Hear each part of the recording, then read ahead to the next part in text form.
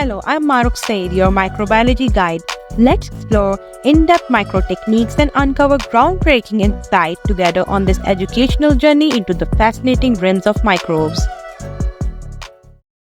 Circulating tumor DNA sequencing, liquid biopsy for cancer detection and monitoring. Table of Contents. Introduction. What is circulating tumor DNA, ctDNA? Liquid biopsy. Principle. Steps. Methods. Advantages. Limitations. Applications. Introduction to circulating tumor DNA. Circulating tumor DNA sequencing is a technique used to sequence fragments of tumor-derived DNA that are present in the bloodstream. The levels of circulating tumor DNA are linked to tumor size, stage, type, treatment response, and recurrence, making circulating tumor DNA measurement a real-time method for tumor detection and monitoring in cancer patients. Advances in sequencing technology have enabled the development and application of circulating tumor DNA sequencing in recent years. As a form of liquid biopsy, circulating tumor DNA sequencing involves minimally invasive sample collection, making it suitable for repeated testing. Circulating tumor DNA can be extracted from various body fluids, offering a more accessible and cost-effective diagnostic alternative to traditional biopsies or screening methods. If you have watched till here, don't forget to subscribe to Family of Science Lovers. Press the bell icon button so you are always updated. What is circulating tumor DNA? Circulating tumor DNA is a part of cell-free DNA that comes specifically from tumor cells. Cell-free DNA consists of fragmented DNA that circulates in the cell-free portion of blood and can also be found in other body fluids. In cancer patients, circulating tumor DNA originates from 4 primary sources: primary tumor cells, metastatic tumor cells, circulating tumor cells, and healthy cells. Circulating tumor DNA enters the bloodstream through various mechanisms including apoptosis, necrosis, circulating tumor cells, lysis, active release, and shedding from healthy cells. Because circulating tumor DNA carries tumor-specific mutations, it serves as a biomarker for early cancer detection and monitoring treatment response. Liquid biopsy. Cancer remains a major global health concern, but early detection significantly improves survival rates. Tissue biopsy, the most commonly used method for cancer diagnosis, involves extracting a sample from the tumor for testing. Tissue biopsy is not practical for early diagnosis or large-scale cancer screening, and can be challenging in advanced cancers where obtaining a tumor sample is difficult. Existing screening tools like mammograms and low-dose CT scans are limited to certain cancer types and may not always provide accurate results. There is a strong need for a more effective approach to enable early and widespread cancer detection. Liquid biopsy presents a promising, non-invasive alternative by analyzing circulating tumor DNA, RNA, or tumor cells in body fluids. Unlike traditional tissue biopsies, liquid biopsies are simpler and can detect genetic material from multiple tumor locations. This method is particularly beneficial for tumors that are difficult to access through conventional biopsy techniques, such as brain tumors. Principle of circulating tumor DNA sequencing. Circulating tumor DNA sequencing is based on analyzing small DNA fragments that are released by tumor cells into the bloodstream. These DNA fragments are shed due to processes like apoptosis, necrosis, or active secretion by tumor cells. Circulating tumor DNA contains genetic mutations that are specific to cancer, making it a useful biomarker for cancer detection. Because circulating tumor DNA exists in very small quantities in the bloodstream, highly sensitive sequencing techniques are necessary for accurate detection. Both targeted sequencing and whole genome sequencing approaches can be applied for circulating tumor DNA analysis. Steps of circulating tumor DNA sequencing. Sample collection. Blood samples are collected from patients using specialized tubes, such as EDTA tubes, or stabilizing tubes that contain preservatives to prevent cell lysis and contamination. Plasma separation. Plasma, the source of circulating tumor DNA, is separated from blood cells through a two-step centrifugation process. The first centrifugation separates plasma from the cells, and the second removes cellular debris and residual fragments.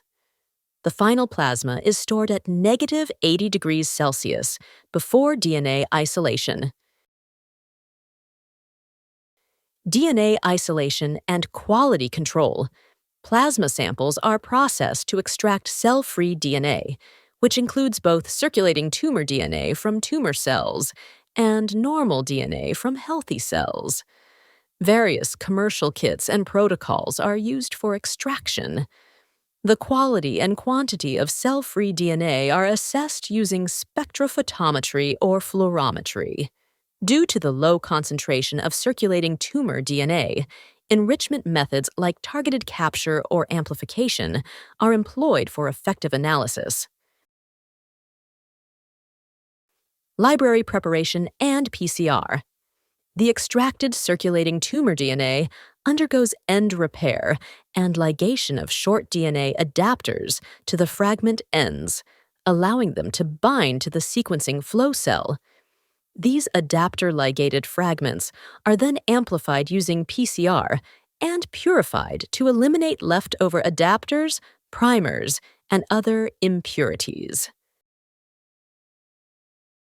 Sequencing.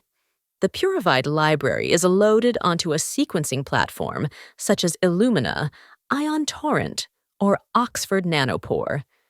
The platform generates millions of short DNA reads, which are then analyzed to identify mutations and genetic alterations associated with cancer. Data analysis. The sequencing data is first processed through base calling and quality control steps. Reads are aligned to a reference genome or specific target regions. After alignment, variant calling is performed to detect mutations that are unique to cancer cells. If you have watched till here, don't forget to subscribe to Family of Science Lovers. Press the bell icon button so you are always updated. Methods for circulating tumor DNA detection. PCR-based methods. PCR-based methods are cost-effective and highly sensitive, but are limited to detecting known mutations or specific targets. Quantitative PCR or real-time PCR amplifies and quantifies specific DNA targets in real time using fluorescence. A common quantitative PCR for circulating tumor DNA detection is allele-specific oligonucleotide (PCR). Allele-specific oligonucleotide (PCR) amplification. Refractory mutation system uses mutation-specific primers to amplify only mutant alleles. It exploits the lack of 3' to 5' exonuclease proofreading activity in Taq polymerase, which reduces amplification when there is a mismatch at the 3' end. Digital PCR increases sensitivity by partitioning the sample into thousands of reactions to reduce background noise. Digital droplet PCR, a type of digital PCR, uses water-oil emulsion droplets, where each droplet contains one nucleic acid molecule that is individually amplified. Beaming, beads, emulsion, amplification, and magnetics is another digital PCR method that uses magnetic beads, biotinylated oligonucleotides, and flow cytometry for high-sensitivity mutation detection. It is complex and costly. Next-generation sequencing-based methods. Next-generation sequencing-based methods can detect both known and unknown mutations, offering broad analysis, but are less sensitive and more expensive than PCR-based methods. Targeted next-generation sequencing methods. Targeted next-generation sequencing methods focus on specific genes or mutations. Tagged amplicon deep sequencing uses primers with molecular tags for pre-amplification and selectively amplifies mutated amplicons. Cancer.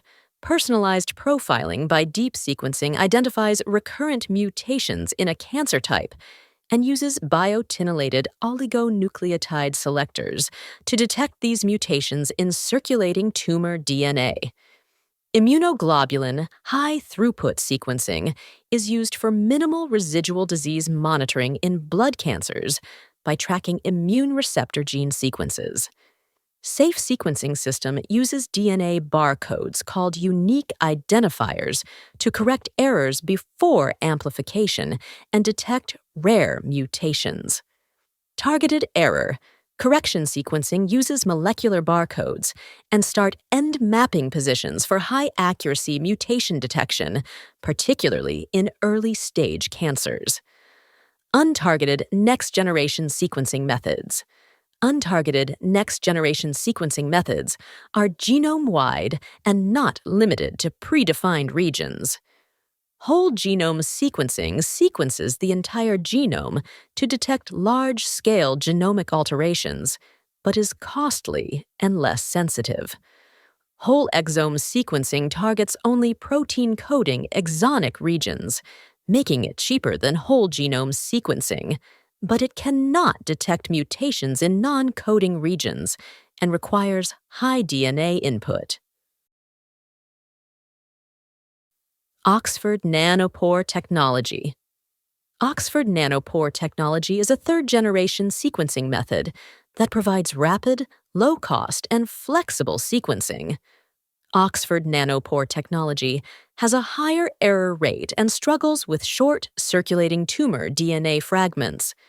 A new method, cyclomics sequence, improves Oxford Nanopore Technology accuracy by circularizing and concatemerizing short DNA molecules before sequencing.